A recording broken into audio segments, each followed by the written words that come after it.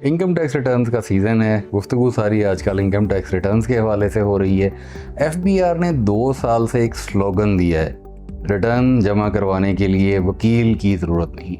ये बयानात कभी सेक्रेटरी साहब दे देते हैं, कभी मिनिस्टर साहब की तरफ से आता है, कभी चेयरमैन साहब की तरफ से आता है, कभी किसी भी उनके जो आला अहदेदारान हैं उनकी तरफ से ये स्टेटमेंट सुनने में आती है। उसके बाद एहतजाज किया जाता है, वकला बरादरी एहतजाज करती है और उसके बाद फिर ये खामोशी छा जाती है। ऐसा क्यों है? ये क्या मसला है? एफबीआर को हर थोड़े दिन के बाद ये शोशा क्यों छोड़ा जाता है कि जी टैक्स रिटर्न फाइल करने के लिए वकील की ज़रूरत नहीं है? क्या इतना ही आसान है?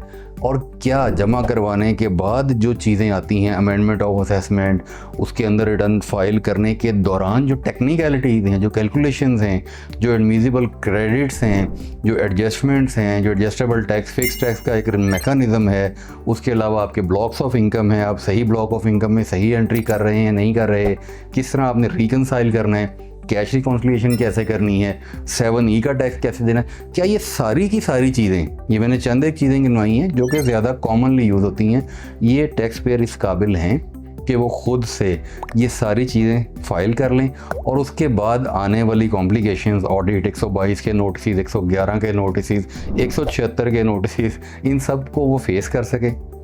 मेरा ज़ाती तौर पे ख्याल है कि ये सरासर एक बेवकूफ़ किस्म की स्टेटमेंट दी गई है। इस तरह की कोई चीज़ पॉसिबल ही नहीं है एक लेमैन के लिए। क्यों? देखिए, हम 2-3 सेगमेंट्स में अपनी गुफ्तगू को समेटते हैं। सबसे पहले आप आइए सैलरीड पर्सन का। सैलरीड पर्सन को जो एडमिसिबल अलाउंस मिलता है, मेडिकल अलाउंस एग्जाम्प्ट है, क्या सैलरीड पर्सन को पता है कि मैंने कैसे कैलकुलेट करना है, मेरी टोटल सैलरी में वो कैसे शामिल होता है? क्या सैलरीड पर्सन खुद से इस काबिल हैं कि वो अपनी पूरी मुकम्मल रिकॉन्सिलिएशन बना लें? क्या सैलरीड पर्सन इस काबिल हैं कि वो 7E की मार्केट वैल्यू को डिटरमिन करके अपना कैलकुलेट कर लें और ये खुद से जान लें कि कौन कौन से एसेट्स हैं जो कि उनके 7E से एग्जम्प्ट हैं और कौन कौन से एसेट हैं और कितनी लिमिट है जिस पे 7E का टैक्स लगना है और किस तरह से लगना है? क्या सैलरीड पर्सन इस काबिल है कि अगर उनकी कोई अदर सोर्स ऑफ इनकम है और वो क्लब होके आती है तो उनको ये समझ आ जाएगा ये हमारा जो टैक्स कैलकुलेट हुआ है ये किस तरह से होना है और इसमें अगर कोई हम बेनिफिट ले सकते थे तो किस तरह से लेना है? इसके बाद आइए बिज़नेस की तरफ। बिज़नेस में तो कॉम्प्लिकेशन है, बैलेंस शीट जाएगी, बैलेंस शीट कौन बनाएगा, पेबल रिसीवेबल कौन बनाएगा, कैपिटल को किस तरह से मैनेज करना है, ड्राइंग्स किस तरह कैलकुलेट होनी है, प्रॉफिट पे जो टैक्स बन रहा है उसको कहाँ पे मिन्हा करके इनकम में ऐड करके वेल्थ में रिकनसाइल करना है, पर्सनल एक्सपेंसेस के साथ कैसे ट्रीटमेंट की जानी है, कौन से ऐसे एक्सपेंसेस हैं जो कि पर्सनल नेचर के बिजनेस में ना डल जाएं या बिजनेस के पर्सनल में ना डल जाएं, ये कौन कैलकुलेट करेगा? उसके बाद एग्रीकल्चर इनकम है, इसी तरह से किसने टैक्स लेना है, रेट्स क्या हैं टैक्स के। एग्रीकल्चर वालों को तो एक समझ ही नहीं है बिल्कुल भी किस किस्म की कि उनका टैक्स बनता कितना है और उन्होंने देना कैसे है।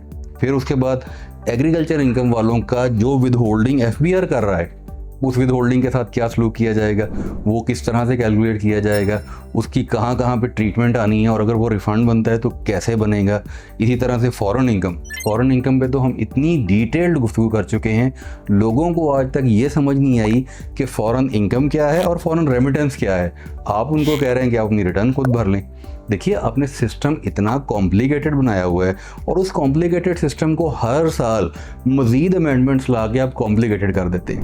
एफबीआर का हाल क्या है? एफबीआर को तो 1 साल लगता है कि जी मैं एक अपील का फोरम ख़त्म कर दूं, अगले साल उनको याद आता है नहीं ये गलत हो गया, दोबारा से डाल दें। एफबीआर को 1 साल याद आता है कि टैक्स रेट बढ़ा दिया जाए, स्लैब चेंज कर दिए, अगले साल याद आता है नहीं यार सैलरीड वालों की कम कर दें, शोर बहुत मच रहा है। एफबीआर को 1 साल याद आता है कि हम सरचार्ज लगा दें, अगले साल याद आता है नहीं सरचार्ज को थोड़ा सा कम कर दें। सुपर टैक्स, उसकी कैलकुलेशंस, मिनिमम टैक्स, इतनी ज़्यादा कॉम्प्लिकेशंस हैं एक टैक्स रिटर्न के अंदर।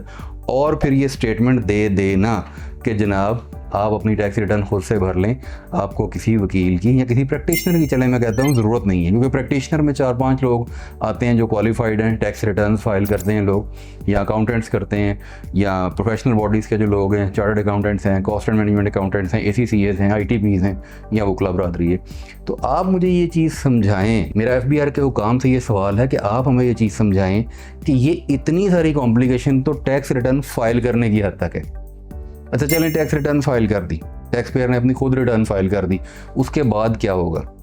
6ठे साल तक, 5 साल पूरे होने के बाद अगले साल तक उसको नोटिस आ सकता है 122 का, 111 का यहाँ पे होता क्या है, जैसे ही वो साल क्लोज होने लगता है, हर साल ये हो रहा है, 3 साल से कंसेक्टिव हो रहा है, तमाम गिफ्ट्स की एंट्रियाँ, तमाम फॉरेन रेमिटेंस की एंट्रियाँ, तमाम किस्म की बैंक की क्रेडिट एंट्रियाँ, उन जहाँ जहाँ पे किसी का प्रॉब्लम है, कोई एसेट खरीदा है, किसी का 236C में टैक्स कटा है, किसी ने कोई गिफ्ट लिया दिया है, सबको नोटिस दे दिए जाते हैं।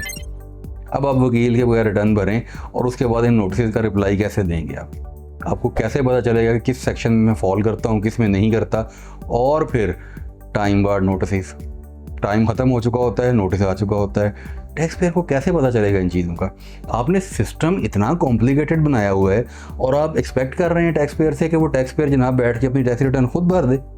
और किस लिए, आपको प्रॉब्लम क्या है, बेसिकली जानना ये चाहिए कि एफबीआर को प्रॉब्लम क्या है। देखिए, हम लोग इंटरमीडियरी रोल प्ले कर रहे हैं, जितने प्रैक्टिशनर हैं they are helping you out to collect revenue, to get revenue.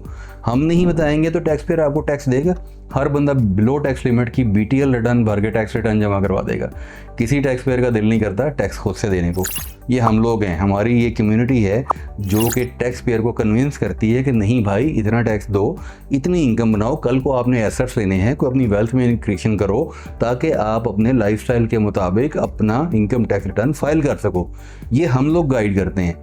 Tax payer को ये बातें कौन समझाएगा। आप जिस तरह से ट्रीट कर रहे हैं, एफबीआर जिस तरह से टैक्स पेयर को ट्रीट कर रहा है, हर बंदा ये चाहता है कि मैं एफबीआर के दायरा इख्तियार से बाहर रहूं।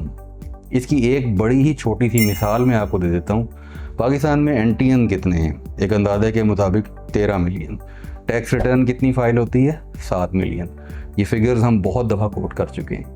ये बाकी के लोग कौन हैं, ये वही लोग हैं हुजूर वाला जिन्होंने एनटीएन लिया, कोई एसेट परचेज़ किया, कोई चीज़ ली और उसके बाद टैक्स रिटर्न नहीं फाइल की। क्यों? क्योंकि वो कहते हैं जो टैक्स रिटर्न फाइल करता है वही तो फंस रहा है, तो हम ये टैक्स रिटर्न फाइल ही नहीं करेंगे। तो इसलिए ये जो सवाल बार बार आ जाता है ना हर साल, मेरा ख्याल है एफबीआर के हुकाम को और गवर्नमेंट को भी इस पे गौर करना चाहिए कि आप वकला को एतमाद में लें। वो आपको हेल्प कर रहे हैं टैक्स कलेक्ट करने के लिए, वो आपके दुश्मन नहीं है। क्या प्रॉब्लम क्या है उनकी, आपको प्रैक्टिस से कोई प्रॉब्लम है, उनके अपीयर होने से कोई प्रॉब्लम है, अदालतों में वो अपीयर नहीं हो सकता टैक्स पेयर खुद, आप कोर्ट्स में लाइसेंस के बगैर जा नहीं सकते, तो किस तरह से आप उनको ये कह रहे हैं कि आपको वकील की ज़रूरत नहीं है। क्या आपने single page simplified tax return दी?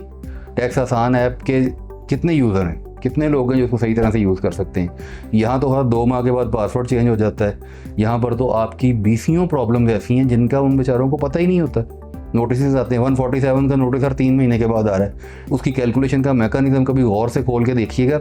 जिन साहब ने ये स्टेटमेंट दी है, मेरा ख्याल वो भी उसकी कैलकुलेशन नहीं कर सकेंगे।